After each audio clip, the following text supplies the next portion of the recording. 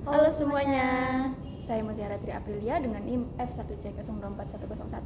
Dan saya Stephanie Safela Fitri dengan NIM F1C024105.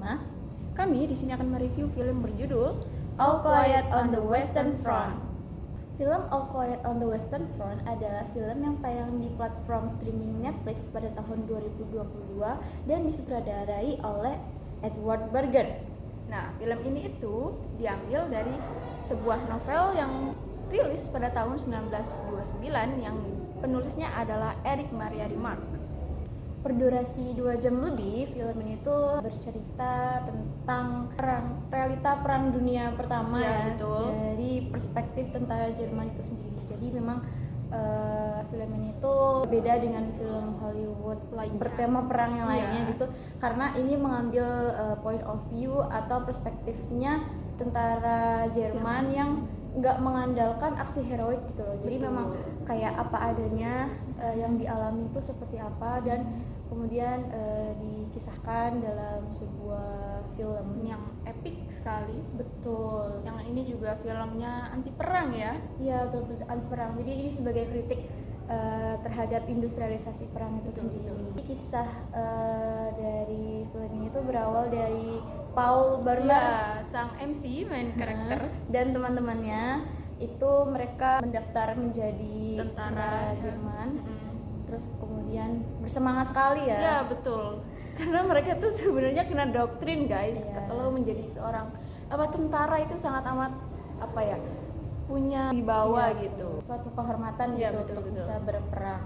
Sampai di mana mereka dikirim ke medan perang, ternyata mereka mengetahui bahwa Realitanya tuh beda Iya, gitu, nggak dari gini apa gitu. yang mereka imajinasikan. mereka tuh beranggapan bahwa kalau perang tuh bakal menjadi suatu petualangan dan pengalaman yang Betul. sangat menyenangkan, menarik gitu Iya, ya. betul. Heroik gitu. Ternyata waktu mereka udah sampai, mereka lihat kayak ada bangkai orang, terus kayak banyak orang-orang terluka, dan Betul. pemandangan battlefield Situasinya Iya, waktu iya. itu ya benar-benar langsung kayak bikin mereka down dan agak traumatik gitu. Iya. Nah, sesampainya mereka di sana, mereka ketemulah sama satu orang yang bernama Kat. Kat ini tuh kayak jadi betul. seniornya itu loh. Dari Perang lama. sebelumnya gitu. Bukan perang sebelumnya sih, pokoknya udah dari lama di situ. Udah lebih dulu di situ, dan jadi mentornya mereka. Dia yang ngajarin gini loh caranya. Gimana cara bertahan hidup. Iya, betul.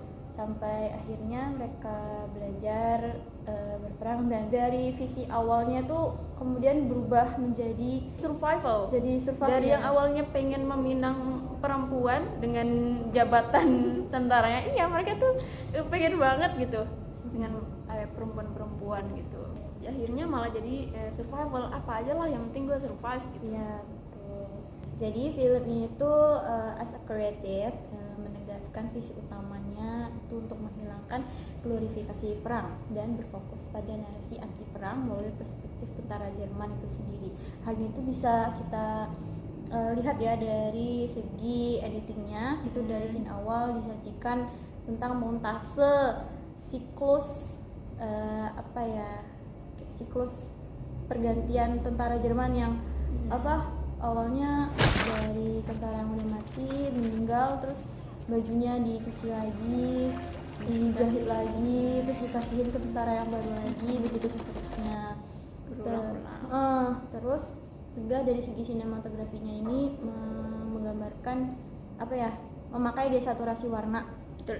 Jadi kalau misalnya kita lihat dari awal tuh wajahnya Si Paul itu tuh kayak agak warm masih, gitu, warm ya, gitu. masih Agak bersemangat. sedikit warm lah. Saturasinya tuh tersaturasi. Sedangkan ketika sampai ke akhir-akhir film, wajahnya tuh udah semakin pucat gitu warnanya. Dan dari nuansanya sendiri tuh banyak menggunakan warna-warna seperti hijau, abu-abu, terus coklat yang Biru-biruan ya, gitu ya. dari langit-langitnya juga abu-abu gitu. Itu tuh kayak membangun suasana atau mood yang menekankan kesengsaraan gitu, Iya. yang dingin gitu. Terus kayak kejam-kejam suram gitu. Iya. Terus dari desain suaranya juga, ke waktu scene menjahitnya itu ada transformasi itu loh, dari suara mesin jahit yang cek cek cek cek cek, itu disambungkan dengan suara tembakan ding ding ding ding ding ding ding ding. Nah,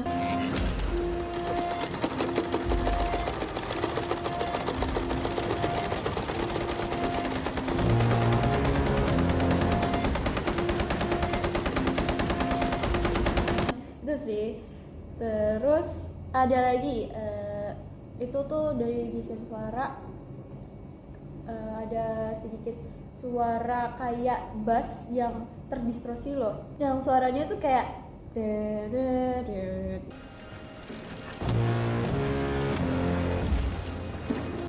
Itu dilakukan secara berulang-ulang gitu. Itu sebagai kayak penegasan atau repetisi gitu.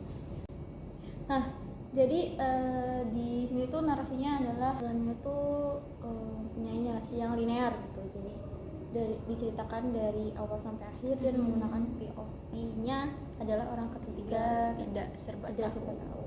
Nah, film ini tuh menggunakan beberapa teknologi guys, kayak CGI gitu. Contohnya tuh kayak di adegan ledakan bomnya, mereka itu sebenarnya pakai lebih condong ke rekaman aslinya, tapi mereka nambahin juga kayak efek-efek CGI-nya gitu, biar lebih nyatu lah sama filmnya.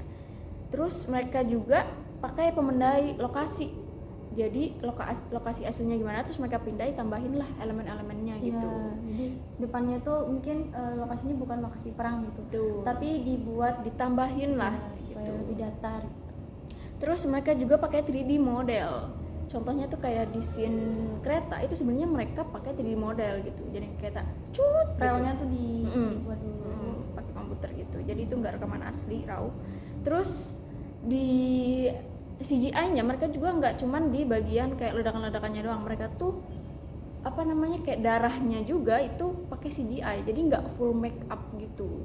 Dan beberapa tuh kayak misalnya tank itu mereka ada yang pakai properti Betul. juga, tapi kalau tank yang dari atas itu Iya. itu mereka dikasih green screen dan ditambah model atau Betul. model atau CGI gitu. Tambahin lah, walaupun mereka sebenarnya ada kayak Propertinya. properti tanknya, tapi mereka tetap pasti kayak tambahin lah gitu efek-efek CGI-nya. Sesuai dengan peruntukannya. Betul. Nah, film ini tuh pendanaannya sekitar 20 juta US dollar. Nah, itu merupakan yang kayak menengah tinggi ya untuk produksi Eropa Jerman gitu. Apalagi film perang ya. Betul. Terus strateginya itu mereka awalnya rilis dulu di film festival Toronto. Begitu banyak yang suka, mereka rilis juga di streaming global, yaitu Netflix. terus target pasarnya tuh untuk orang-orang yang suka sejarah gitu. Terus juga mereka tuh pendapatannya dari penjualan video fisik sampai yang paling signifikan itu dari Netflix. Kalau misalnya kita analisis dengan film form dari prinsip dan elemen-elemennya, pertama itu di scene montase itu loh, di scene awal itu kita bisa melihat bahwa scene itu sebagai fungsi simbolik gitu, dimana kan dari seragam yang didaur ulang, terus ada orang yang meninggal digantikan dengan orang baru lagi yaitu Paul, itu menandakan secara simbolik ya sebagai bahwa tentara di masa perang adalah komponen yang dapat diganti dalam sistem begitu saja gitu. Terus juga di scene itu juga ada musik yang denenet, nah itu tuh sebagai repetisi gitu, sebagai repetisi untuk memunculkan momen-momen puncak ketegangan gitu dan mengingatkan penonton pada brutalitas dari perang itu sendiri.